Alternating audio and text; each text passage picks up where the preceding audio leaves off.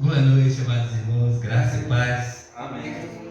Vamos estar dando continuidade ao nosso culto e hoje eu quero também continuar falando sobre missões, porque missões nasceu do coração de Deus e missões é algo que nós hoje estamos fazendo.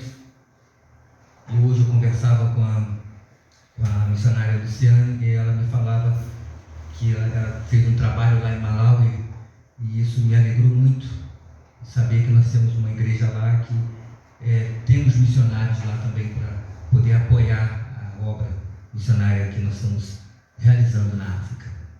E eu quero compartilhar com os amados irmãos sobre o livro de Jonas, livro do profeta Jonas, a qual foi um profeta que foi chamado para fazer uma missão. E nós vamos entender um pouco sobre o que aconteceu nessa história desse profeta chamado Jonas. Livro do profeta Jonas, do Velho Testamento. Profeta esse que era filho de Amitai e que o Senhor o chamou para fazer uma grande obra.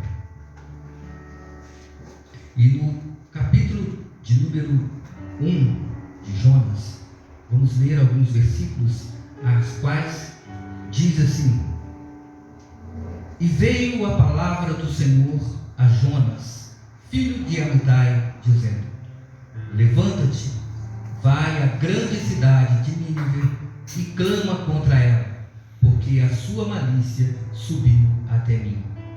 E Jonas se levantou para fugir de diante da face do Senhor para Tarsis, e descendo a Jope, achou um navio que ia para Tarsis, pagou, pois, a sua passagem e desceu para dentro dele, para ir com eles para Tarsis, de diante da face do Senhor. Só até aqui, amados. Amados, nesta noite eu quero continuar falando sobre missões, mas eu quero, primeiramente, o título dessa mensagem é Jogue seu Jonas ao mar. Por que, amados? Porque nós sabemos que Jonas, quando nós somos chamados para fazer uma missão, e às vezes negligenciamos essa missão, as consequências são pesadas. E às vezes quem está junto contigo, estar ao teu lado, sofre também os danos desta desobediência desse profeta ou desse missionário. Jonas foi um profeta, né? Deus pediu que ele fosse pregar o arrependimento para o povo da cidade de Nínive, capital da Síria. E ele viajou na direção oposta, porque não queria obedecer. Então, no capítulo de número 1 de Jonas, no verso 2, diz que ele levanta, Deus manda ele levantar e ir à grande cidade de Nínive, pregar contra ela. Mas Deus forçou-o a obedecer e ele pregou em Nínive. E quando as pessoas se arrependeram, o profeta ficou zangado porque as pessoas foram perdoadas por Deus. Então, nós vamos entender um pouco essa situação.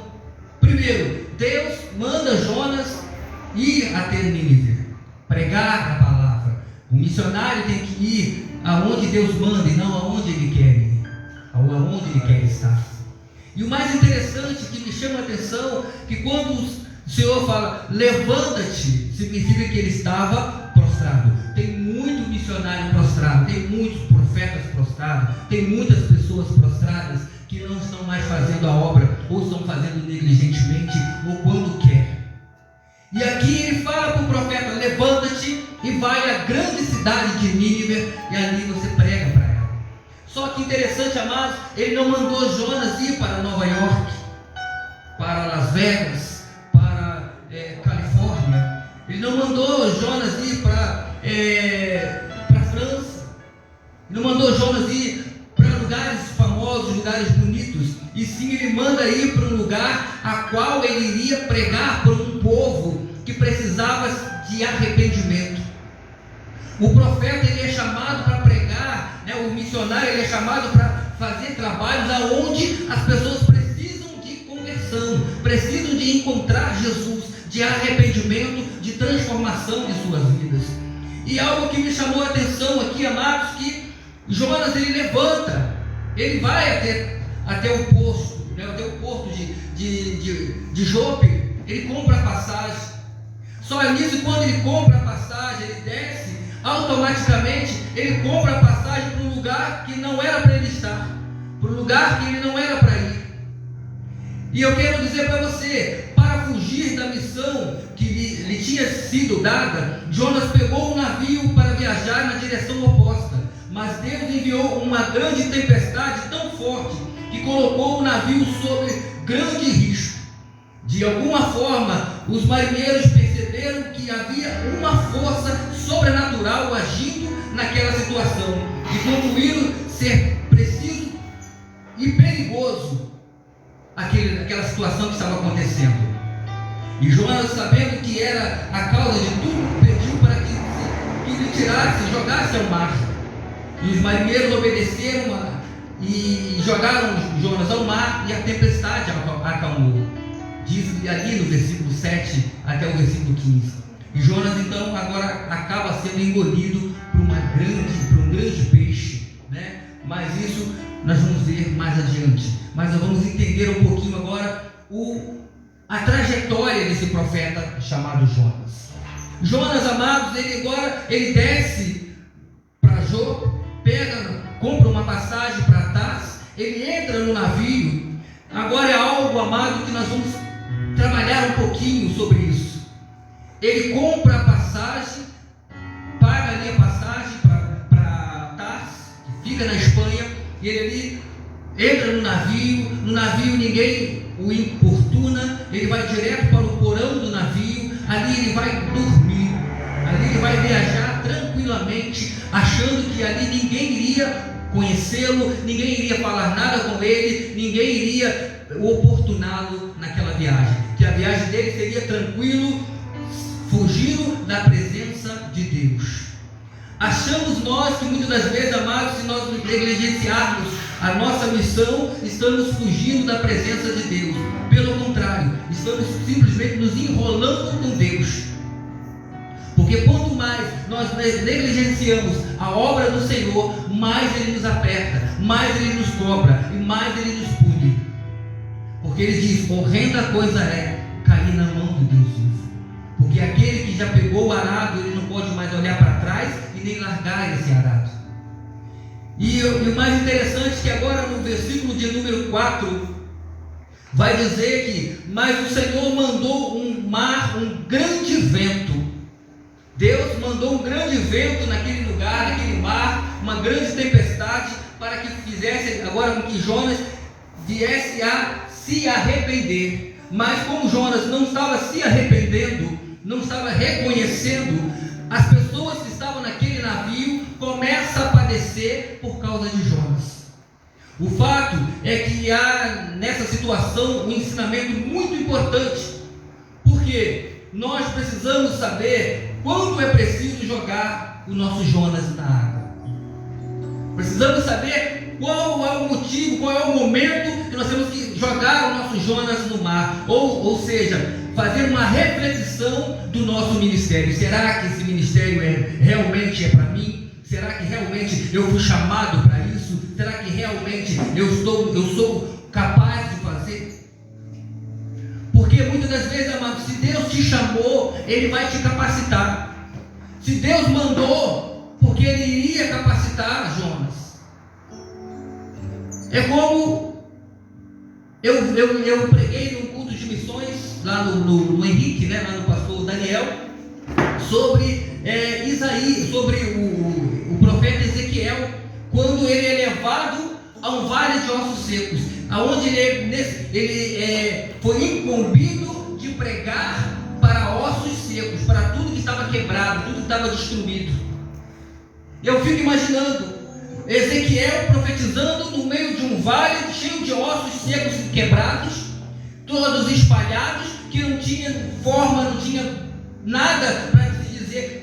É como se eu estivesse pregando aqui para esses instrumentos, para a bateria, não tem ninguém.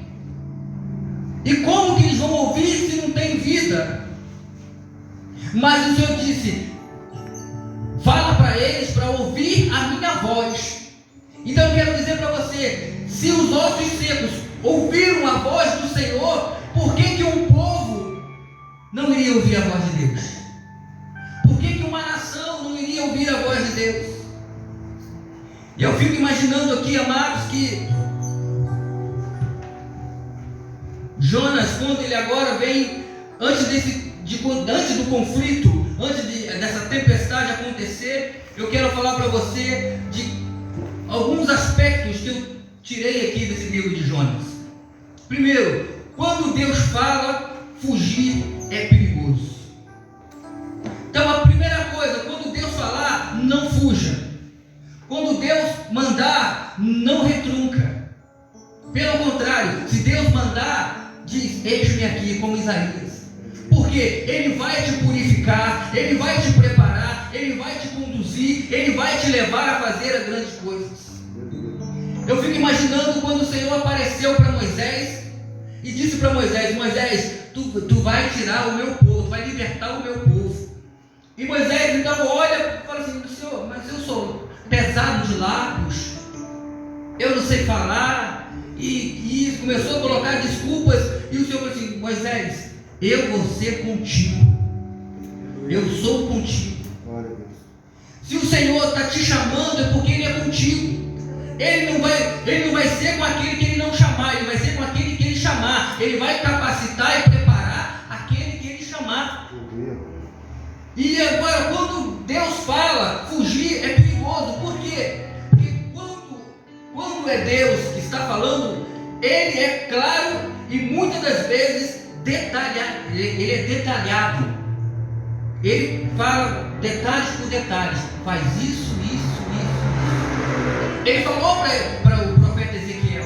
Ele falou: Ezequiel, fala para os ossos, para ouvir a minha voz, e eu vou restituir, vou colocar nervos, vou juntá-los, vou colocar nervos, vou colocar pele, vou colocar carne, vou colocar pelos, eu vou colocá-los em pé.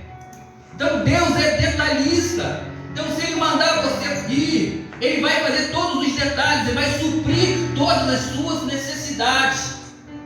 Ele não vai te mandar para um lugar e te deixar passar fome, te deixar passar necessidade, porque Ele está te chamando para fazer uma grande obra, para fazer algo para Ele, para o reino dEle. Você vai ser um instrumento para fazer a obra dEle. Há uma grande diferença entre a resposta de Jonas e a de Abraão ao ouvir a ordem do Senhor. A resposta de Abraão, quando o Senhor fala assim: Abraão, sai da tua parentela, sai da tua terra e vai para uma terra que eu vou te mostrar. Ele não falou aonde que era. Jonas, ele falou: Jonas, levanta e vai à grande cidade de Nínive. Ele destinou Jonas: vai a Nínive. Abraão não, ele só falou: Abraão, levanta, sai da tua parentela e da tua terra, e tu vai para uma terra que eu vou te mostrar. Abraão saiu praticamente no escuro, sem saber para onde que eu vou, porque ele não tinha uma definição. Você vai para Petrópolis, ou para Três Rios, ou para Volta Redonda, ou para Araruama, ou para o Rio, ou para... Não. Jonas tinha uma direção: você vai a Nínive, você vai pregar em Nínive. Outra coisa, mas em vez de ir para Nínive, Jonas rebelou-se e fugiu da presença de Deus, ou do destino que Deus havia lhe ordenado. Porque da presença de Deus ninguém foge. Nós fugimos dos preceitos de Deus, daquilo que Deus ordena. O salmista Davi, ele vai dizer no Salmo de número 139, de onde me esconderei da tua face. Aonde eu me esconderei? Aonde eu estiver, ali tu estás. Se eu estiver lá no alto, lá tu estás. Se eu estiver lá na profundeza dos mares, lá tu estás. Então aonde me fugirei? Aonde me esconderei da tua presença? Outra coisa que eu vi em Jonas foi uma crise de oração muito grande na vida deste homem. Amados, quer ver a tua vida começar a dar para trás? Para de orar. Para de orar. Não busca mais não ora mais não. Quer ver a tua vida afundar? Para de orar. Não ora, não lê mais Bíblia, não se consagra mais, não. Fica à vontade, já lá vai ter. Aí tu vai ver o destino da tua vida. Porque nós que oramos já fica estreito.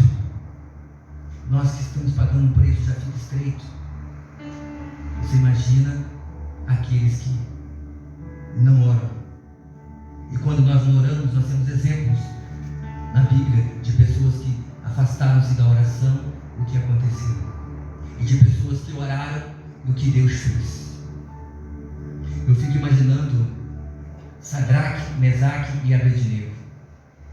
Aqueles 3 homens que não se prostraram diante da imagem do rei Nabucodonosor, foram lançados dentro de uma fornalha de fogo ardente. Ali eles, antes de ser lançados,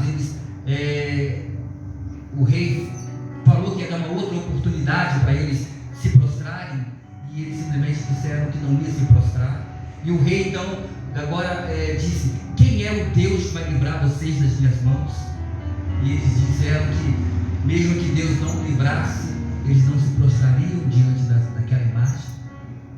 E eles então foram lançados, a fornalha foi aquecida 7 vezes mais. Eles foram lançados dentro daquela fornalha. Eu fico imaginando agora aqueles 3 homens ali dentro. Eu fico imaginando agora aqueles que diziam ser crentes, porque ali tinha outros judeus. Eu fico imaginando aqueles outros falando assim: por que eles não se dobraram? Deus não está vendo mesmo? Porque na hora da peleja, muitos crentes vão pular fora. Muitos crentes vão falar para você se prostrar. Eu fico imaginando aquelas pessoas, todo mundo ali. Eles vão morrer. Eles vão morrer. Eles vão morrer. E eu fico imaginando aquela cena. É como se fosse uma espécie ali atrás. E o rei curioso, o rei Nabucodonosor, estava curioso. E ele toda hora ficava assim: será que já viraram cinza? Porque ele sabia que ia virar cinza. Porque os soldados que foram levá-los foram mortos na mesma hora, ficaram queimados na mesma hora. Então eu fico imaginando a alegria no rosto do rei Nabucodonosor, para dizer para o povo: está vendo? Aquele que não me obedece morre. Mas eu quero dizer: aquele que obedece, Deus vive. Aquele que obedece a Deus vive. E eu fico imaginando agora ele abrindo a janelinha, Alex. Ele abrindo a janelinha para meter o zoião lá dentro, para ver se eles estavam lá dentro. Quando ele mete o olhão lá dentro para ver, ele leva um susto. Sabe por que ele levou um susto? Porque ele falou assim: não é possível. Eu botei 3 e eu estou vendo 4. Aleluia, glória a Deus. Narabando calassaio. Eu botei 3 pessoas ali dentro e agora eu estou vendo 4. Aleluia. Não é possível. Era para eles estarem queimados. E só que o mais importante, o quarto tem uma semelhança de um filho do homem. Significa de Deus. O quarto tem uma semelhança do filho do homem. Tem uma semelhança de Deus. Tem a presença de Deus. Tem algo sobrenatural. E eu fico agora imaginando aqueles 3 homens junto com o quarto, andando dentro da fornalha e cantando. Porque quando tu está na prova, é que tu tem que cantar. É quando tu está na fornalha, é porque tu tem que cantar. Eu imagino eles cantando: Deus de fogo, Deus de fogo. Aleluia, glória a Deus. Que abriu o mar Deus de fogo, que não deixa ninguém tocar no fio do seu cabelo. Deus de fogo, que te chama pelo nome. Eu nunca vi um justo mendigar o pão, nem sua descendência passa fome. Oh, aleluia! Glória a Deus, aleluia! Divisa de fogo, varão de guerra, ele desceu na terra, ele chegou pra guerrear. Divisa de fogo, varão de guerra, ele desceu na terra, ele chegou pra guerrear. Divisa de fogo, varão de guerra, ele desceu na terra, ele chegou pra guerrear. Divisa de fogo, varão de guerra, ele desceu na terra, ele chegou pra guerrear. Foi no quartel general. Você tem que entender, você tem que adorar. E uma bola de fogo a te temperar. E você tem olhos ungidos, pode conectar. Mas é meu varão, resplandecente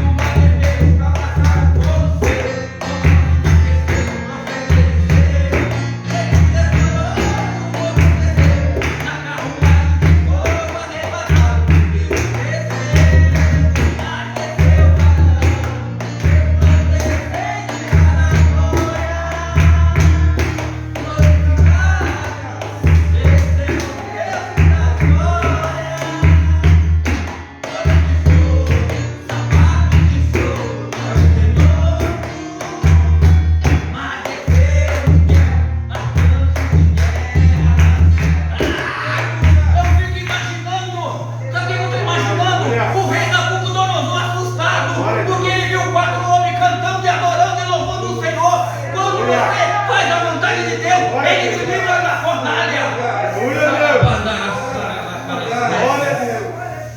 E Jonas simplesmente foge. Jonas foge da presença de Deus, foge da vontade de Deus. E o mais interessante, o que pode acontecer quando não obedecemos a Deus, quando deixamos de orar? Sabe o que acontece? Para Paulo, ele orou.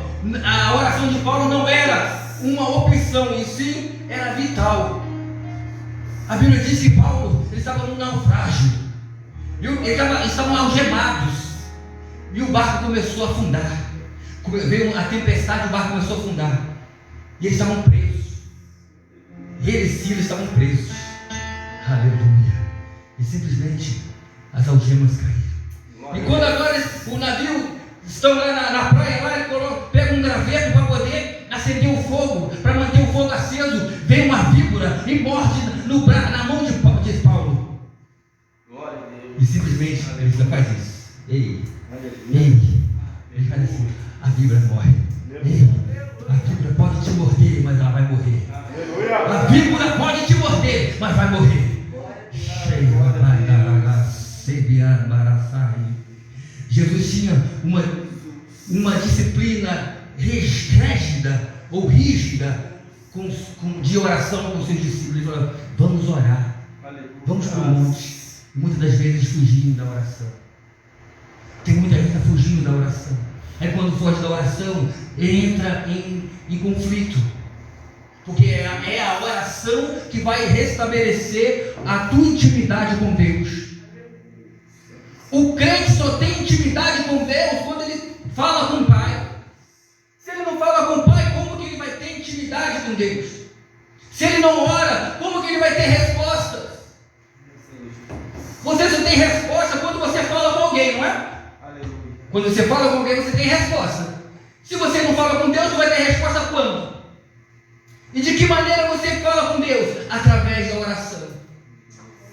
E o mais interessante, quando nós não oramos, a igreja primitiva nasceu numa atmosfera de oração. Em vez de respondermos para Deus, fugirmos. Perdemos o senso da direção e pecamos e perdemos o barco. Porque ali Jonas perde o seu barco. Ali, porque ele foi jogado fora. Ele foi jogado, ele tiraram ele do barco. Ele perdeu a viagem dele. Só que uma coisa que eu vejo aqui interessante, quando Jonas ele pede para jogar no mar, que ele fala, eu vou morrer, que eu vou cair no mar, vou me afogar, vou morrer. Ei, enquanto tu não cumprir a ordem do Senhor, Ele não vai permitir que tu morra. Aleluia. Glória a Deus. Apareceu.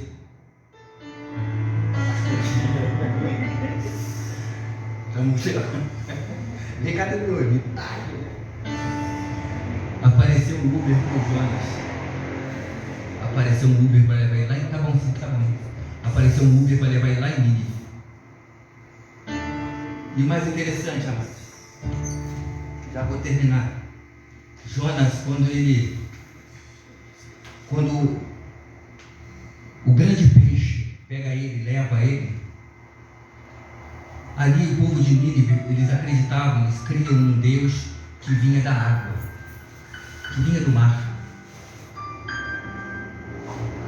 E de que forma Jonas aparece ali? Jonas aparece sendo vomitado, jogado pelaquela baleia, ou aquele grande peixe, que eles falam que é baleia, mas um grande peixe. Aquele grande peixe joga ele no mar, na areia, e ele sai daquela água e começa a profetizar. Aí todos se prostraram, porque quando Deus prepara o caminho, não tem nada que impede a vitória. A desobediência de Jonas. Qual foi a desobediência de Jonas? Quando fugiu da vontade de Deus, quando fugiu da presença de Deus, quando fugiu da sua missão. E quais foram as consequências dessa desobediência? Deus enviou um grande peixe, primeiro uma grande tempestade, depois um grande peixe. A negligência de Jonas, primeiro na oração.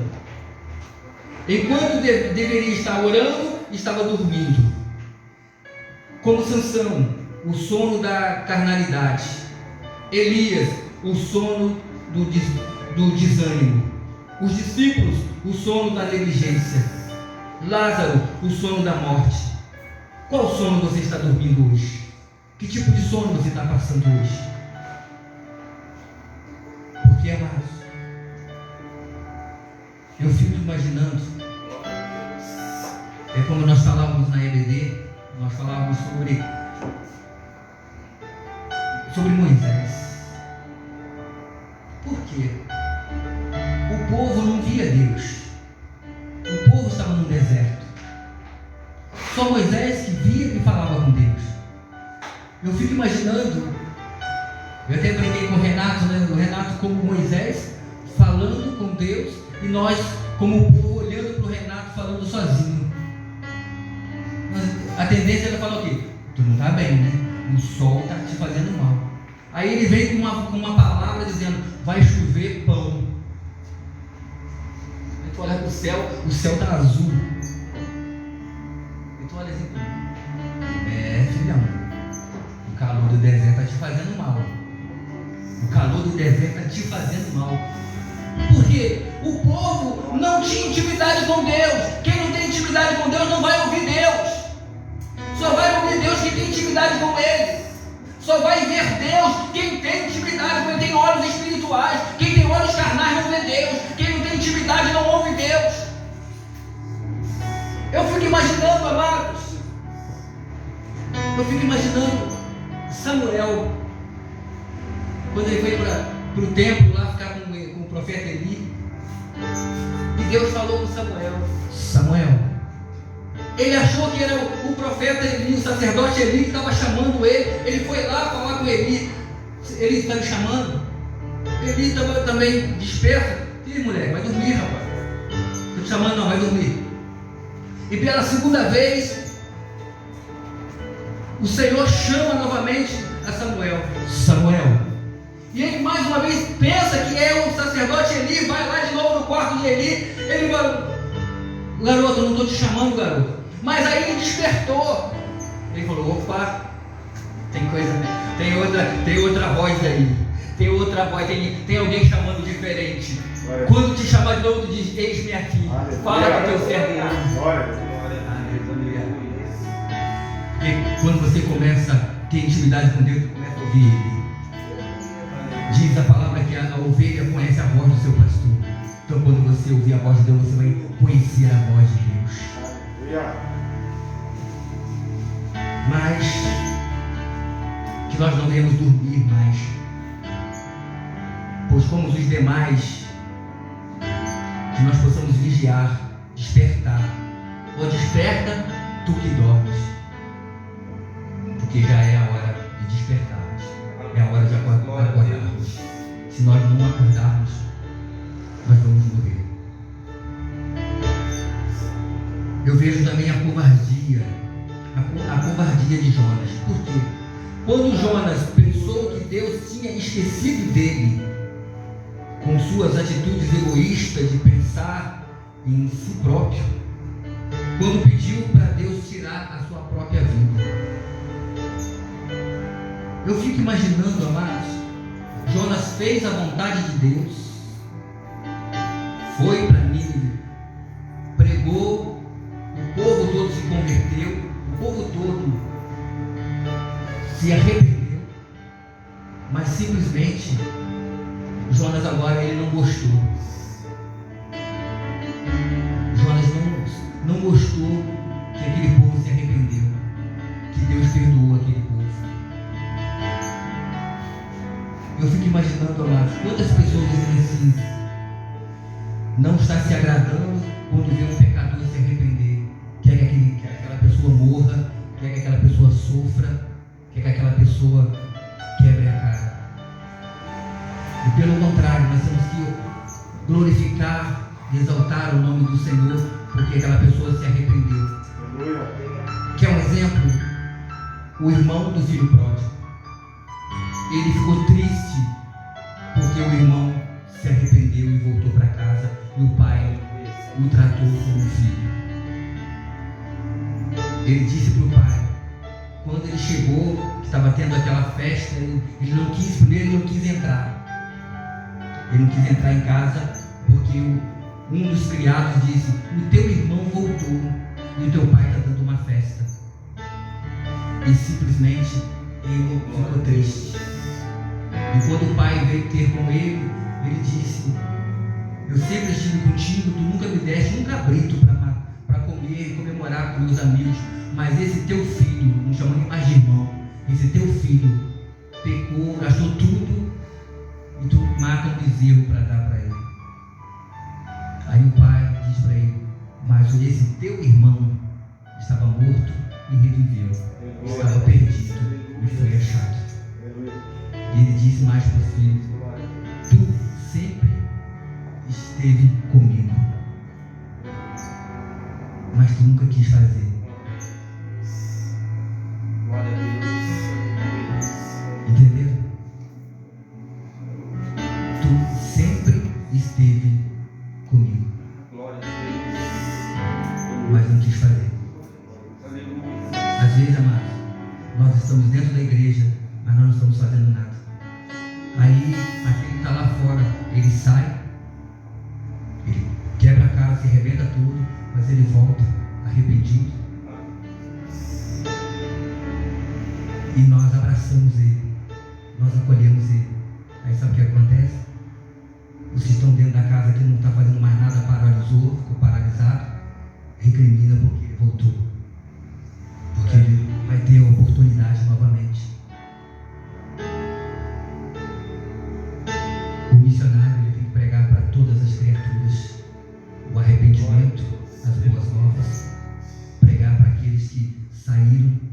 aqueles que se machucaram. Porque, amados, foi pregado aqui, foi louvado aqui. E hoje pela manhã, no culto lá, louvaram. Quem já pisou no Santo dos Santos não quer mais sair de lá. Não quer mais sair. E o mais interessante que o Henrique louvou aqui o Deus do impossível. Eu queria louvar para nós terminarmos esse louvor, Henrique, Deus do impossível. Você vai colocar tudo que é impossível agora na tua vida, você vai colocar diante do Senhor. Eu não sei o que tem sido impossível na tua vida. Eu não sei o que tem sido impossível na tua vida. Mas Deus é um Deus do impossível. E Ele quer mudar hoje a tua história.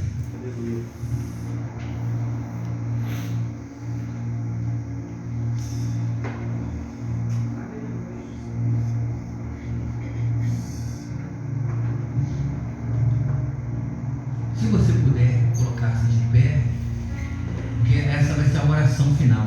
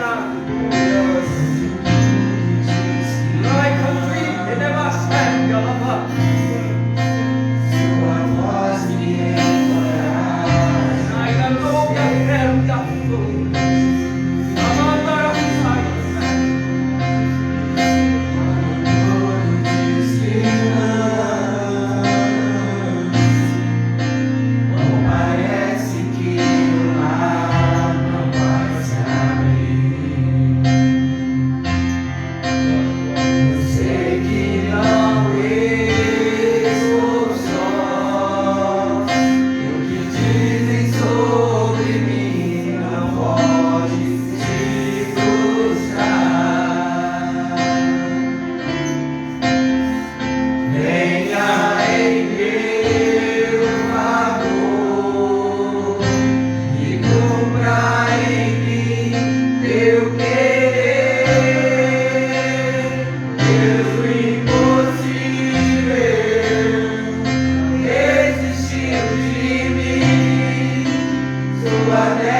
Aleluia,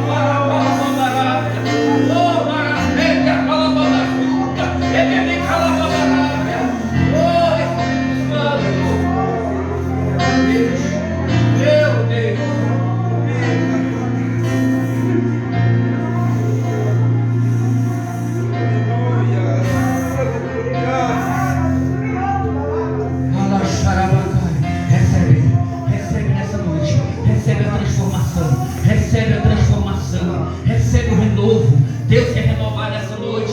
Deus quer transformar nessa noite. Deus quer curar nessa noite. Deus está curando feridas nessa noite. Deus está transformando nessa noite.